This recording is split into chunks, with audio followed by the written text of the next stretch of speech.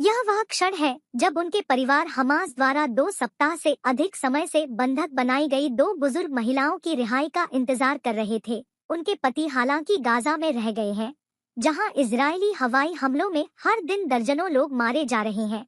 हम बहुत भावुक हैं और खुश हैं कि मेरी दादी याब लिविट्स और पोशित कूपर दोनों ओके निकट किबुत्ज से एक वास्तविक मानवीय कदम के तहत हमारे पास वापस आ रहे हैं। हम उम्मीद कर रहे हैं कि बाकियों को किबुत्ज से सभी बंधकों को रिहा कर दिया जाएगा। सामान्य तौर पर सभी बंधकों को हमास अपने इलाज पर कायम है।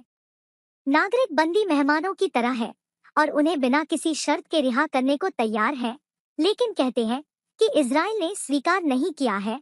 हमने शुक्रवार को घोषणा की है कि हम रिहा करने के लिए तैयार हैं और उस समय अन्य 2 इजरायली महिलाओं को अमेरिकियों ने उन 2 महिलाओं को वापस करने के लिए स्वीकार किया था।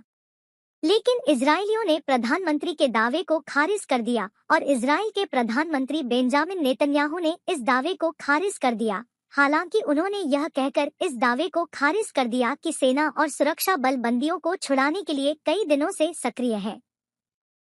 इस सप्ताह की शुरुआत में उन्होंने कहा था कि हमास कतर के साथ कोई बातचीत नहीं होगी। मिस्र और अमेरिका पर्दे के पीछे मध्यस्थ के रूप में एक साथ काम कर रहे हैं और फिर गाजा से रा क्रॉसिंग के माध्यम से मिस्र में प्रवेश करने के तुरंत बाद तीव्र इजरायली हवाई हमलों ने गाजा पर भारी बमबारी शुरू कर दी।